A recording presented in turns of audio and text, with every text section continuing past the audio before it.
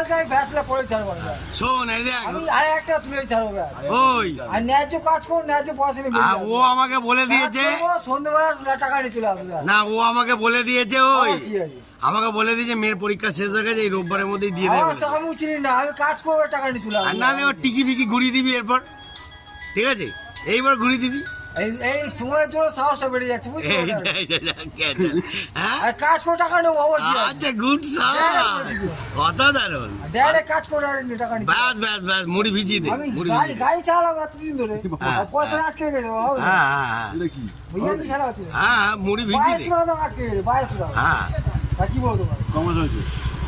এই কমাত হলো, বলছি, দেখ, কমাত বলছি। কমাত হলো, কমাত হয়েছে, কমাত হয়েছে। এই থেকে 3 মাস হয়ে গেল, 3 মাস হয়ে গেল, এইবার পয়সাটা তুলবই, ঠিক আছে? জয়গুরু, জয়গুরু বলে দে। 3 মাস হয়ে গেল, 3 মাস। ও জয়গুরু বলছে না রে, কি রে? এটা হারার মহাদেব বলে দে। জয় গুরু, আমি একটা কথা বলতে চাই, আমি আচ্ছা, আচ্ছা। টাকা যেটা হ্যাঁ পেয়ে যাই, ব্যাস, আচ্ছা, পেয়ে যাবি, হ্যাঁ ব্যাস, ঠিক ব্যাস। আছে। ব্যাস, এটা হারার মহাদেব বলে দে। হ্যাঁ, এটা ভোলে বাবার নামটা নে। হ্যাঁ, জয় বলে না। আরে বাবা রে,